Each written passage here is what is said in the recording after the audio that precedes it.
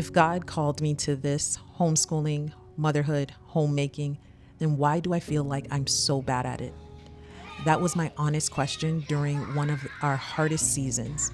But instead of quitting or starting over, I began to build 10 tiny systems that helped me move from chaos to calm and finally stop doing it the hard way. Hey friends, I'm Wendy, a homeschooling mom of 5, soon to be 6, and a recovering perfectionist who's the first to admit I don't always get it right. But I know the one who does. And I believe a peaceful presence is possible when we steward our time well. And that's exactly what I want to help you do. In this video, I'm sharing the systems that saved my homeschool and honestly, my sanity too. And if you're craving structure that still leaves space for grace, my free workshop, 5 Tiny Habits for a Peaceful Home, is linked down below. The way you start your day is like setting the thermostat in your home. It might not fix everything, but it sets the tone for how the rest of the day will feel. There was a season where my mornings felt like walking into a house with the thermostat broken. Everything was either freezing cold or way too hot. Kids were waking up cranky, I was reacting instead of responding, and no one knew what to expect. I'd hit snooze, scroll social media, and already feel behind before breakfast even started. But once I built a consistent morning rhythm, a few anchor points like family prayer, a quick tidy, and setting up our homeschool space, it shifted the whole atmosphere. Now we're not racing the day, we're receiving it, because a peaceful morning doesn't start with a good mood. It starts with a good system. And once our mornings were anchored, I finally had the capacity to handle what came next. Felt like I had to teach all my kids at the same time. One's doing math, another one's asking for a snack, someone's melting down, and I'm trying to navigate it all. It felt like I was juggling flaming swords while standing on one foot. So I switched to homeschool blocks. Now I give each child focused time, just 1 or 2 at a time, while the others are on independent work, playing with a toddler basket, or doing something productive. I'm no longer bouncing from crisis to crisis. I'm leading with intention, and kids are calmer too, because they're actually getting the focused attention they need. Structure doesn't limit you, it frees you. I've learned that multitasking with multiple ages leads straight to burnout. And with our homeschool blocks in place, I finally felt more in control. But every time I looked around, I realized there was still a battle to fight. I once heard a mom share how she got out of survival mode by just 1 load of laundry a day. She said, "I stopped trying to conquer the mountain and just started showing up with a shovel." That line stuck with me because I kept waiting for a perfect day to deep clean, reset everything, and finally feel on top of my home. But the perfect day never came. So I took her lesson and applied it to my cleaning. Instead of doing everything at once or doing nothing at all, I created a cleaning rhythm that actually works in real life. Daily habits like wiping down the counters and resetting high traffic areas, weekly zones so I wasn't forgetting the bathrooms or letting the floors go too long, monthly and seasonal tasks spread out so I wasn't overwhelmed. I stopped trying to conquer the mountain and just picked up my shovel, one small, faithful task at a time. And that's what made our home feel like a place of peace again. Consistency matters more than intensity, especially when you're managing a home full of people. With our cleaning rhythm flowing, I had more mental margin, but I realized there was still a gap between what I planned and what actually happened in our homeschool. And that's what led me to the next system. I remember asking my husband one night, "Did we even do anything today?"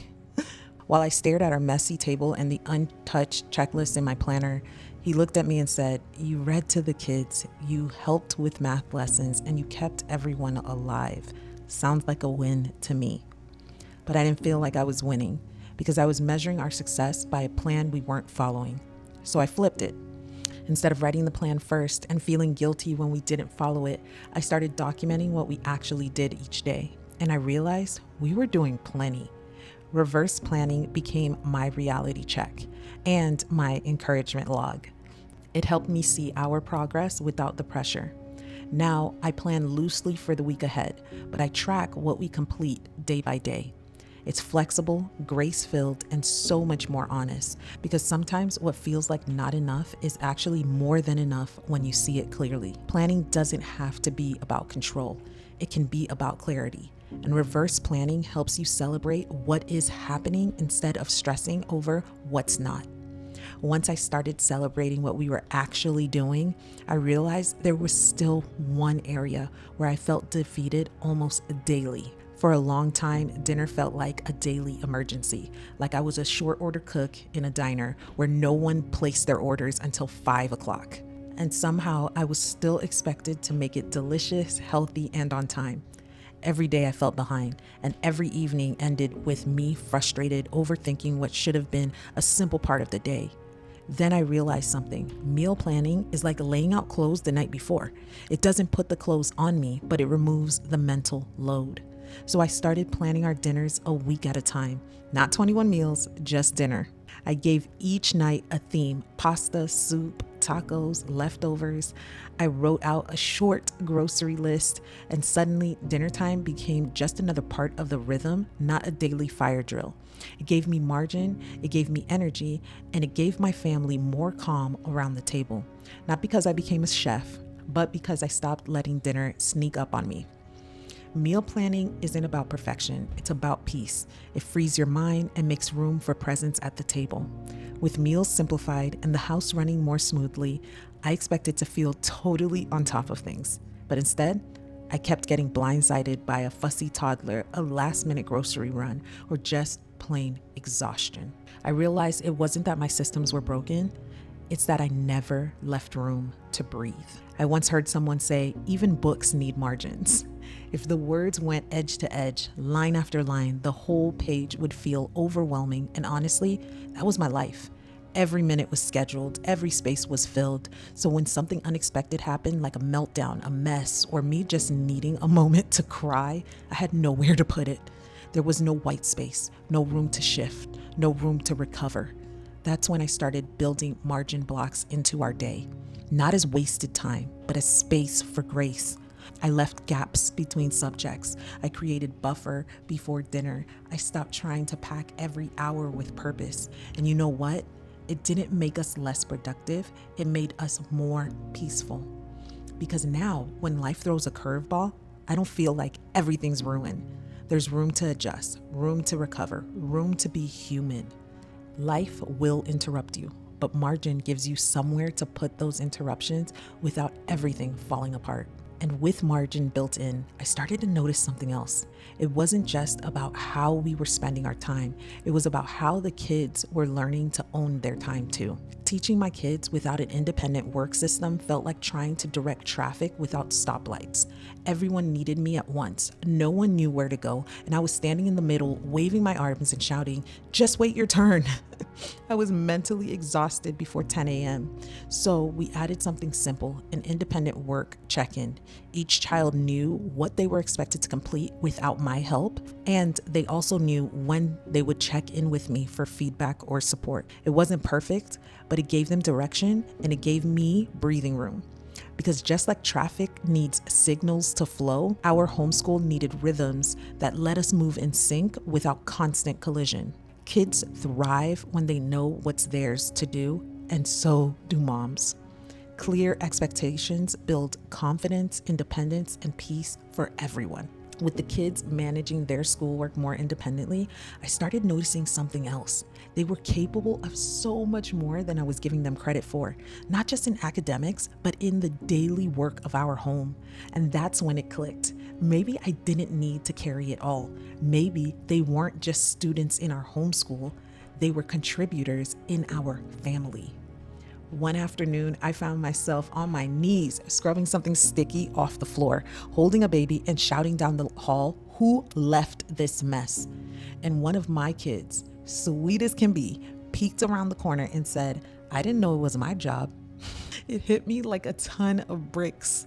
Somewhere along the way, I'd unintentionally set up a system where everything defaulted to mom. But I don't want to raise children who think the home runs by magic.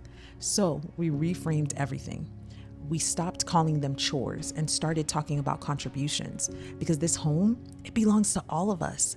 Now each child has age-appropriate tasks, but they also understand why we do them. Not just to keep things clean, but to serve one another in love. It's not perfect, it's not Pinterest, but it's peaceful. Because they're learning that stewardship isn't just something mom does, it's something we all grow into together. Chores don't just build clean homes, they build character and shift the culture of your home from pressure to partnership. And as I watched them begin to take ownership, even in small ways, I realized how much lighter everything felt. But even with the load shared, I still found myself slipping into panic mode when our homeschool wasn't on track.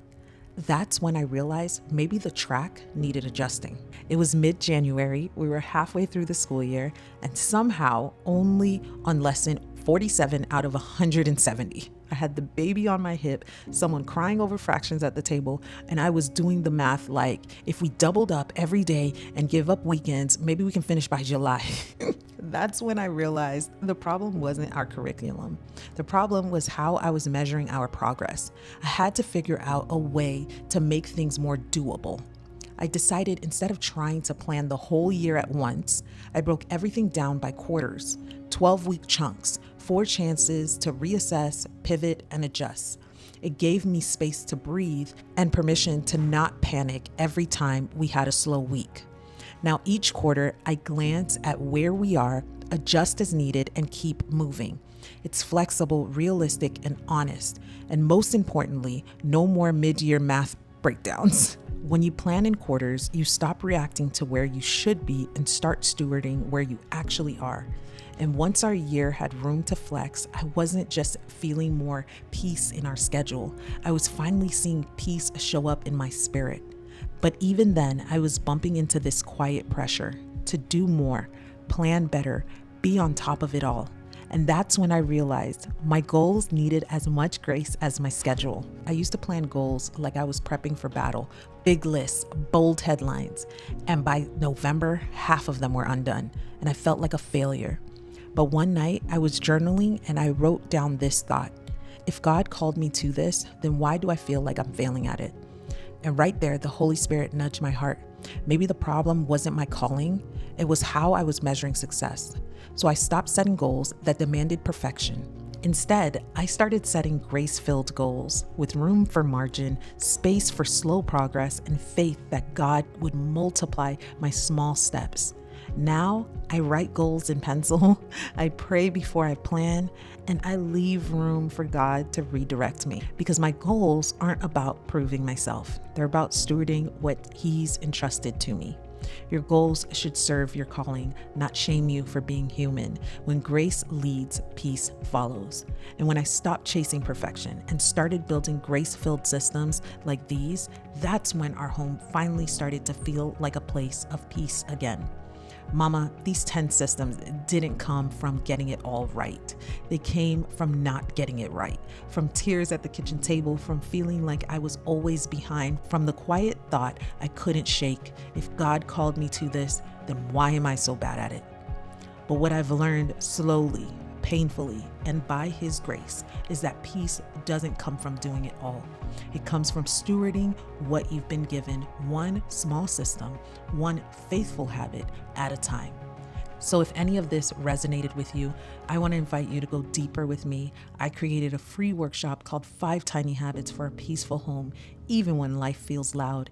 Inside, I'll walk you through the exact systems I started with. You can find the link in the description below. You don't need a new life. You just need rhythms that reflect God's grace and honor the life He's already given you. You've got this, friend, and I'm cheering you on every step of the way.